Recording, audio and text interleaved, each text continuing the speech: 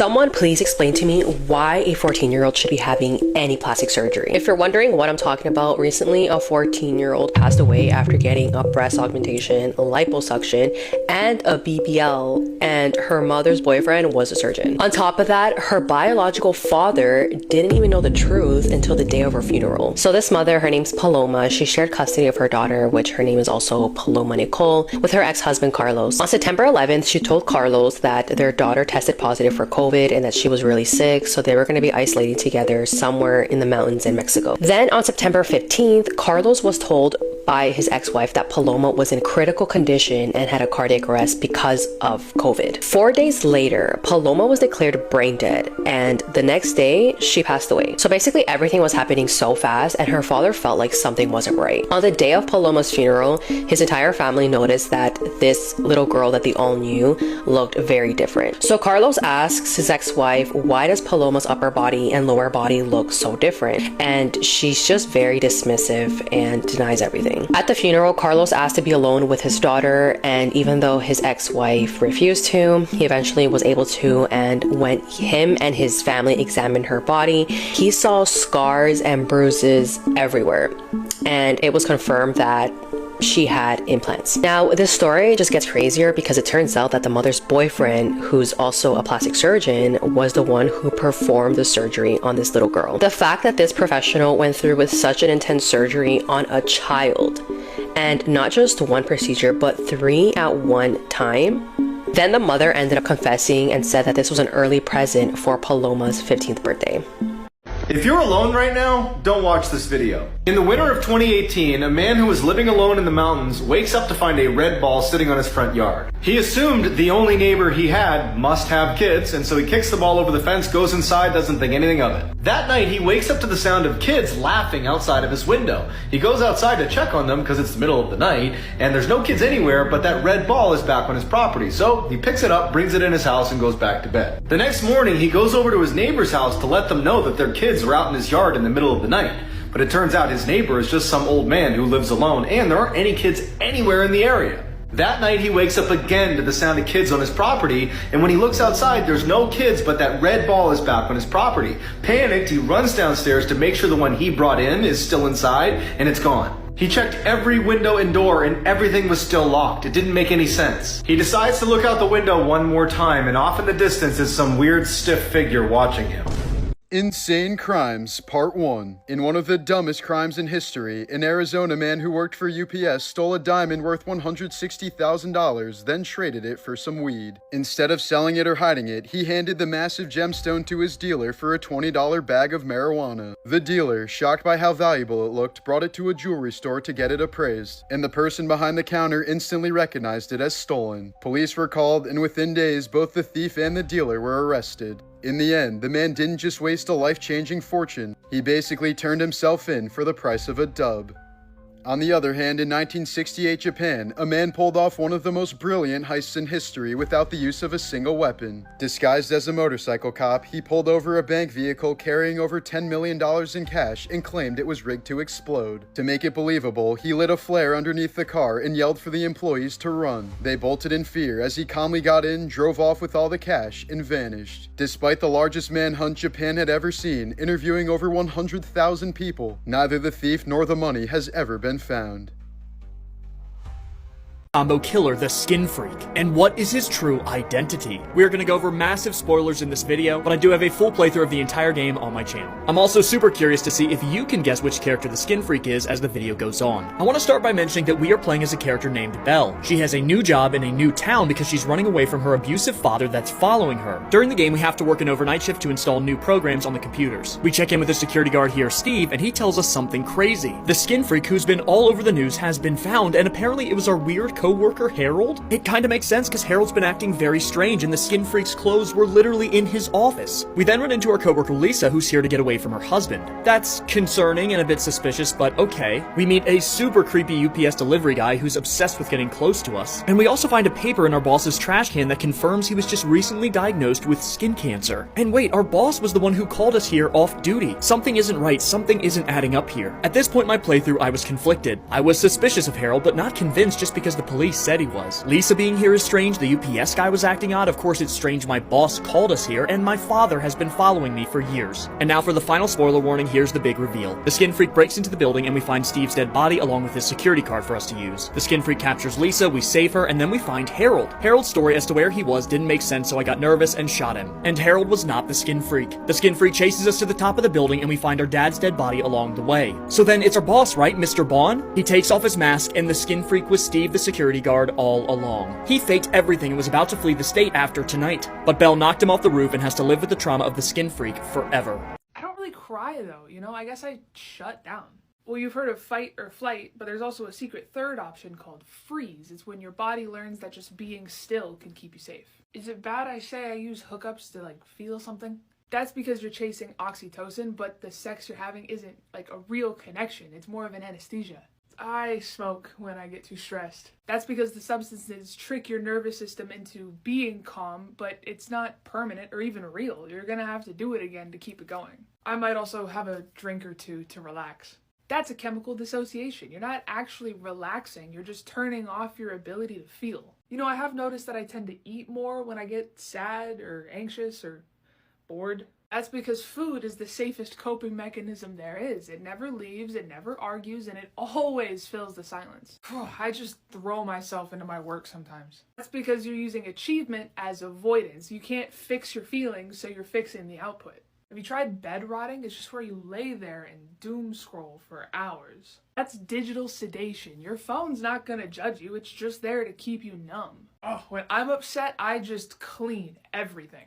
Order therapy. You can't control your mind, so you control the space around you. I find that shopping always helps me. That's another temporary dopamine pitfall. The high of the purchase is gonna fade, but that emptiness is gonna stay. When things get really bad, I just kind of sleep all day. That's shutdown. It's like depression's safety blanket. It's literally your brain saying, stop everything before we crash. So it's all just your nervous system trying to keep you alive? Yeah, it's not really a weakness. It's more of an adaptation, and it just doesn't disappear once the danger's gone. So next time you find yourself doing something that is a coping mechanism, stop and ask yourself, what is it that you're trying to avoid feeling?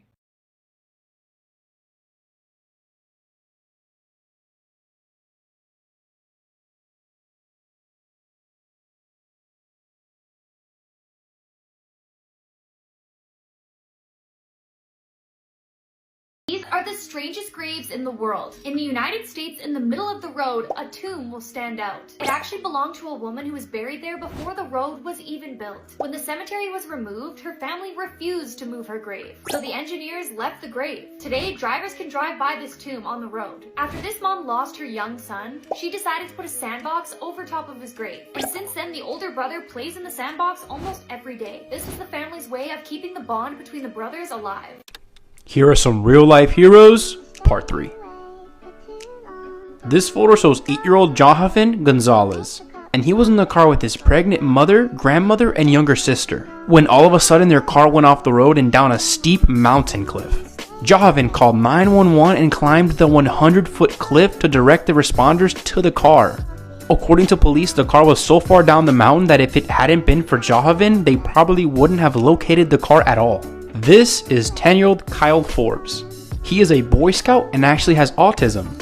He was alone with his teacher one day in class and all of a sudden she started choking on an apple.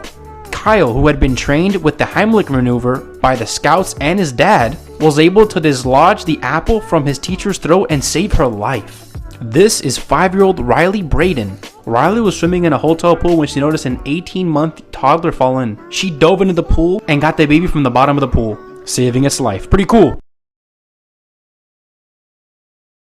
Things that are a whole lot bigger than you think they are. This is a mock-up of a blue whale's heart and shows how an actual human can fit in one of the arteries. That's horrific. Did you know that this is how big bear paws are? Yeah, I would not want to go anywhere near those things. Just one swipe, you head clean off. Here's a Japanese crab, and while we're on the subject of crabs, here's how big coconut crabs are. And this photo of one climbing up a trash can is terrifying to me. Here's how massive wind turbines are. You see those tiny little pinpricks? Humans. Here's a whale hand, or fin, as they like to call them, next to an entire whole skeleton of a human. This is how big traffic lights are. That's terrifying, thinking about them shaking like this in the wind and scared that they're gonna come through my car windshield. Look how massive these logs are, and look how tiny bro is. Oh, my Lanta. This is a crane on a oil drilling rig. Look how massive it is next to bro. Here's a blue whale skull next to a human. I don't like it. Which one was the worst for you?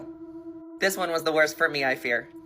Let's talk about this photo. You see that in the background, right? This girl, along with two of her friends, disappeared a few days after it was taken. You see, this happened in Westerville, Ohio in 2010. These girls were reported to always harass and bully a 15-year-old girl named Clarice. They would invite her over to sleepovers and beat her, harass her. Some days she would even have to go to the hospital for her injuries. Clarice would always tell her parents that these were just accidents. One day even having a broken arm. Every time these girls would invite Clarice over or to hang out, she would keep going though, because Clarice had no friends, and all she desperately wanted was friends. One of the days Clarice stopped coming to school. Turns out she had become very sick of an unknown disease, and sadly passed away. Many months later, 3 of the girls went missing. A huge police search happened, but strangely, there was no leads. In one of the girls' laptops, this was the last photo that was left in her album. Many teens and kids have since started going missing. Some reporting that days earlier, when staying up late, they saw a girl in their bedroom doorway asking them if they wanted to be friends. Some of these kids' phones have been recovered, and some of their last photos have strange pictures of a girl's face in them. Some people believing that it's the ghost of Clarice. Police still to this day have no leads on these missing children or teens. But if you're staying up late and you see a girl in your doorway asking to be friends, do not accept to being friends. These are the strangest graves in the entire world. This grieving mother added a sandbox to her little boy's grave who had passed away unexpectedly. And now his older brother plays in it every single day. This is the gravesite of a boy who died of an incurable illness in 1865. A few hours before he died, he told his dad he was scared of death because he knew they were going to bury him underground with no lights. So the parents honored his wish and put a window in his tomb.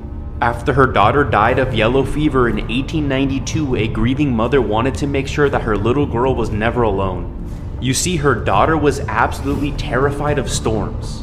So she constructed a staircase that goes directly down into her tomb. Every time there was a thunderstorm, that mother would go to the graveyard and sit with her daughter for hours, comforting her in her grave.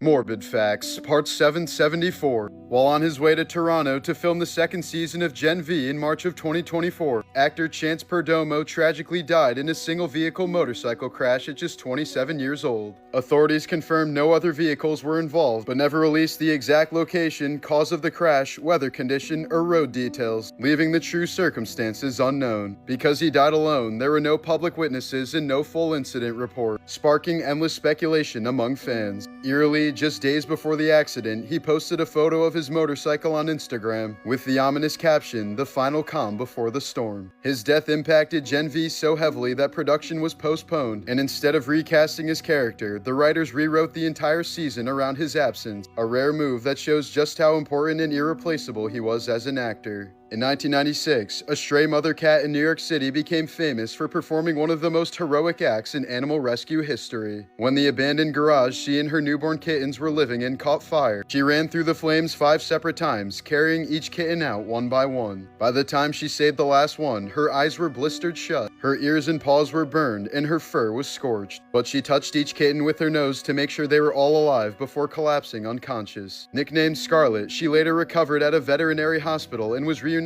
with her kittens, all of whom survived. The story went viral worldwide, and the mother cat and all 5 of her babies were eventually adopted into loving homes.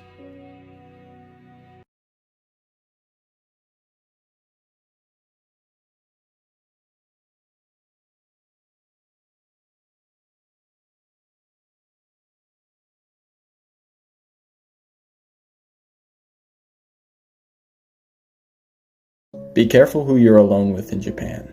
You might run into a onna.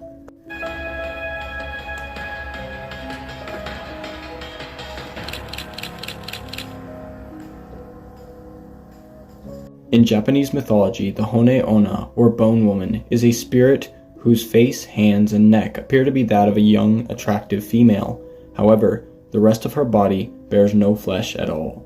She uses her beauty to seduce young, unsuspecting men, luring them to a dark and secluded spot. Once they're alone, however, she reveals her true form to her victim, sucking his life force energy and leaving him as nothing more than a pile of dust. Other legends claim that the onna are the spirits of young women who have died but cannot move on from their lovers in life. To their loved ones, they appear as a beautiful young woman, and they visit them every night, but everyone else can see their true form. But every time they visit their loved ones, they suck some of their energy, until eventually they die or someone intervenes. Comment, I do not claim any negative energy from this video, and follow for more.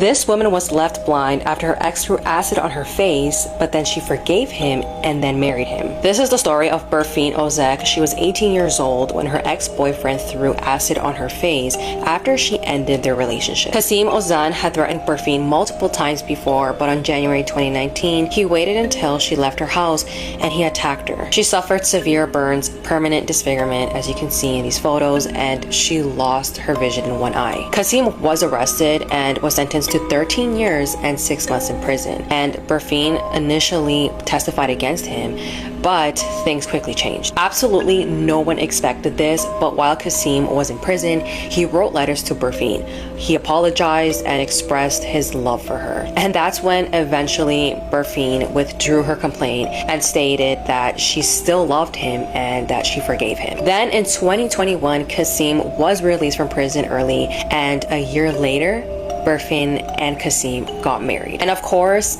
people were so upset and even concerned that this woman was being manipulated, and others just thought that she settled with this man because no one else would love her because of how she looked. Her own family also tried to stop her from marrying this evil man, but she insisted, and apparently they cut ties with her. The final installment of the House LLC franchise, House LLC Lineage, just hit theaters yesterday and it's getting some mixed reviews, so let's talk about it. I already wasn't sure how I was going to feel about the movie because I feel like I'm a part of a small group of people who only like the first movie. I don't really care for the rest of the franchise, including the Carmichael Manor, which is the one everyone loves. For the most part, I enjoyed Lineage, but I feel like it has two major downfalls, and it's not because it wasn't found footage. One of the downfalls being that most sequels nowadays can work as a standalone movie, and Lineage absolutely does not. It is a requirement to watch the other movies in order to have half an idea of what is going on in this movie. And even as somebody who has watched the other movies, it still was hard for me to keep up with the story in this movie because it is very convoluted and confusing at times,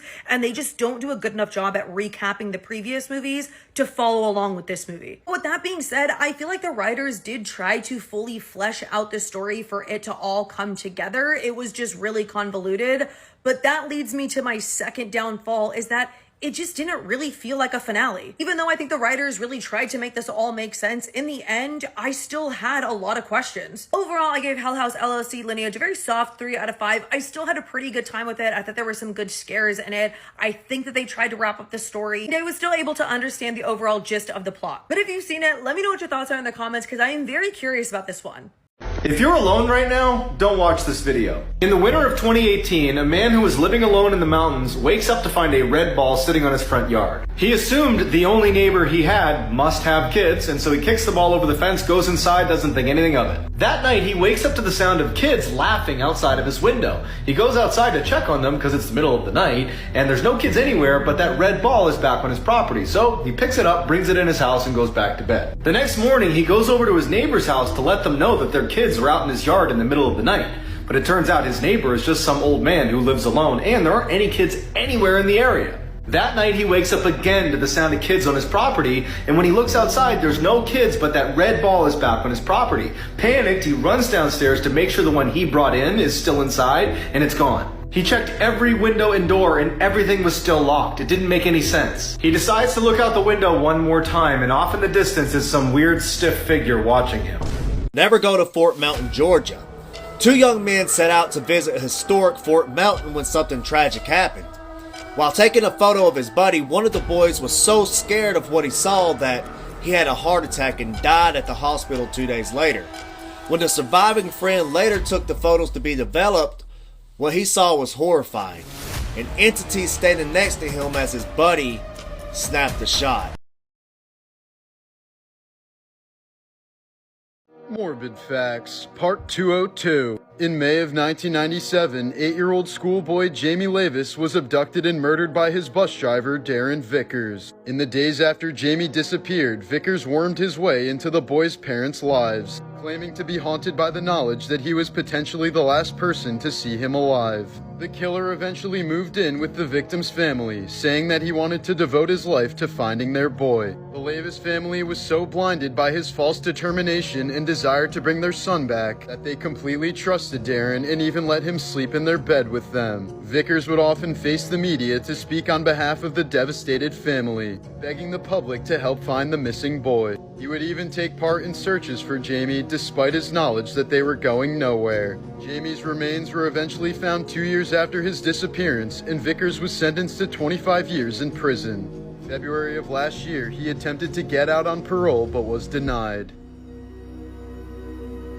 She brought her deceased relative to the bank to apply for a loan. In April 2024 in Rio de Janeiro, a 42-year-old woman named Erica Nunes brought her 68-year-old deceased relative, Paula, in a wheelchair to the bank to apply for a $3,000 loan. The woman appeared relatively calm, claiming to be helping her relative, and did not arouse the suspicions of the bank employees. Until the moment it came to signing the agreement, the employee noticed that the man in the wheelchair was not moving. His behavior aroused suspicion. Erica attempted to pick up a pen and help her deceased relative sign the papers, pretending everything was fine. However, her actions only heightened anxiety. Surveillance cameras captured the entire incident. The bank employee, concerned about the client's condition, called an ambulance. Paramedics arrived at the scene and determined that Paulo had already passed away 2 hours before their visit to the bank. Upon hearing all this, Erica claimed she hadn't known about his death and simply wanted to help. She is under investigation for fraud.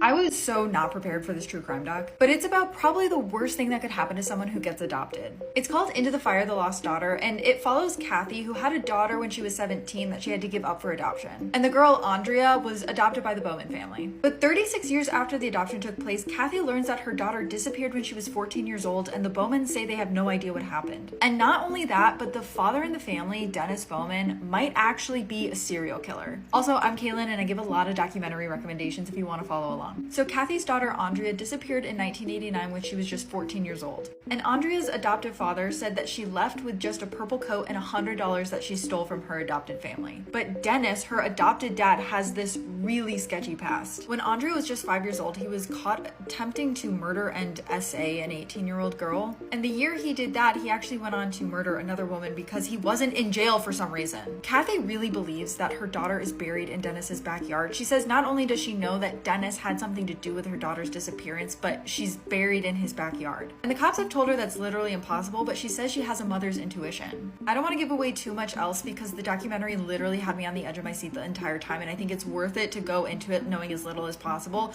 but let me know if you watch it. Joseph Fritzl, the man who held his own daughter captive for 24 years and essayed her, resulting in 7 children, was denied release from prison this week after he presented his dementia as a reason for him to be moved to another facility.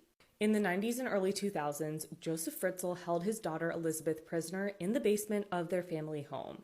This started when she was 18, and he held her captive for 24 years, doing horrible things to her. He fathered 7 of her children, including 3 who stayed with Elizabeth in the basement, and the 3 other were fostered by Fritzl and his wife. The 7th child died shortly after birth, but he was able to hold her captive for 24 years until the captivity and abuse was discovered in 2008 when Elizabeth and her eldest child needed medical attention. In 2009, Fritzl was convicted on incest, essay, coercion, false imprisonment, enslavement, and negligent homicide, and he was sentenced to life in prison. He spent 15 years in a prison unit for the criminally insane, but last year, 90-year-old Fritzl was moved to a normal prison. And this transfer allowed him to apply for release, which his lawyer reportedly did in August. His lawyer, Astrid Wagner, had argued that Fritzl has progressive dementia and should be moved to a dementia center, which she said is a, quote, better place than prison.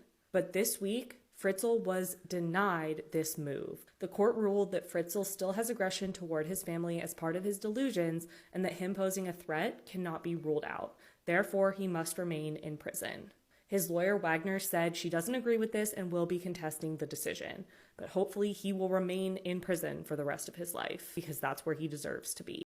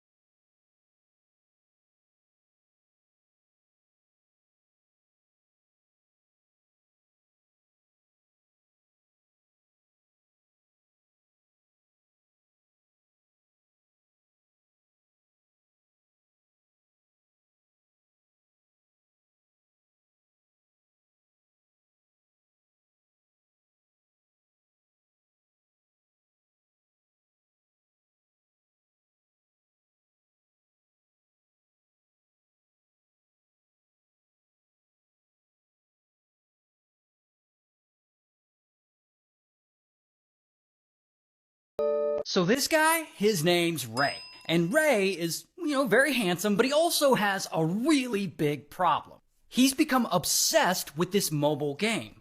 Okay, so one day he's chilling at home and, there's nothing on TV. He's watched like every video on the internet at this point. So he's like, oh, I'll just download this whiteout survival game people keep telling me about. And so he downloads it and he plays it. And instantly he's like, this is great. And he plays it all day and all night. Sometimes he skips work to play this game. He stops talking to his friends. He stops making videos for TikTok. Even his wife, who is a total baddie, she gets all mad at him and she says she's gonna leave him if he doesn't stop playing this game. But he's like, honey, no, I love this game. You can build your own city. You can manage citizens and troops. You can hunt beasts. You can battle with other city owners. And if you're feeling casual, you can just fish. And so his wife is finally like, okay, fine, let me see what all the hype is about. And then she starts playing it. And now she's obsessed with the game too. And so Ray and his wife, they play the game together. And so if you want to get addicted to this game like I did, check out Whiteout Survival on mobile.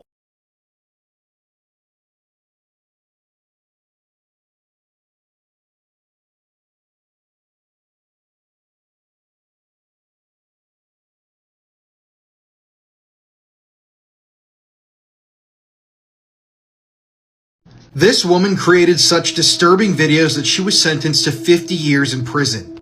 This story is truly one of the worst things that I've ever covered here on TikTok, so if you have a weak stomach or you can't hear about animal cruelty, please keep scrolling. So this is Ashley Richards from Houston, Texas.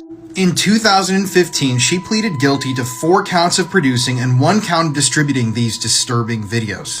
And once again, I'm going to warn you, you can keep scrolling at any time before we get into these details.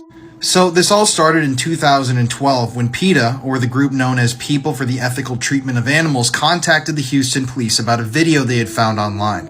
This film was titled Ebony Kill Cat, and it depicted extremely sadistic and cruel acts being forced upon a kitten. So the police got into contact with the people from PETA, and they then sent them 20 additional videos. These videos depicted the sadistic torture of various animals, including kittens, a fish, pigeon, crayfish, mice, a rabbit, all being tortured with different things like high heels, knives, screwdrivers, and pliers. In the videos, the woman that appeared in them was wearing a Mardi Gras style mask, and she would talk suggestively to the people watching this torture. Yes, that meant that there were paying customers out there that were paying this woman to produce these absolutely horrific videos. I cannot share the details of some of these videos. You can actually find the information online through news articles, but I mean, I think I changed as a person after reading these articles. Eventually, though, the police were able to track Ashley's IP address, which led them to her suburban home in Houston. This is an example of one of the messages she shared with the client. I mean, just, ugh. That led them to Brent Justice and Ashley Richards. These were the two that were producing these videos and selling them on a website online. And Congress had recently passed a bill making this specific type of video material, otherwise known as crush, illegal. So thankfully they were arrested. Shockingly though, Brent Justice, after the trial, he was actually sentenced to 50 years in prison. Shockingly though, Ashley, the woman who actually carried out these acts on camera, was only sentenced to 10 years in prison. Now, personally, this is one of the most disturbing things I've ever read about, and I definitely think she should have been in prison for a lot longer, but that's the justice system. Last week, this couple was found dead in a car just days before their first wedding anniversary. And now speculation is soaring about what happened to them, so here are the facts. On October 6th, an officer in Harvard, Illinois noticed a car pulled over on Route 14 with its hazard lights on. So the officer got out to help, and when he approached the car, he found a horrible scene. 29-year-old Rachel and 30-year-old Brandon Dumovich were found dead inside the car, both with single gunshot wounds, and a gun was recovered from the scene. Currently, the case is being investigated as a potential murder-suicide, but the Harvard police have said no final determination has been made, and their autopsies and toxicology tests are still pending. Brandon had turned 30 the day before they were found dead, and they were just a week shy of celebrating their first wedding anniversary. The Dumoviches had been married less than a year after a relationship that started in middle school and rekindled in 2022. Friends and family said Rachel and Brandon seemed inseparable and shared a love for travel, the outdoors, and quiet evenings with their dogs, Dash and Cedar. People are speculating about what happened because Brandon's obituary does not list Rachel as his wife, whereas her obituary does list him as her husband, but nothing is confirmed at this time. While there is speculation, the Harvard Police Department are investigating all possibilities and are determined to find out what happened to this young couple. So I will update you when we know more, and remember, don't speculate before we know what actually happened.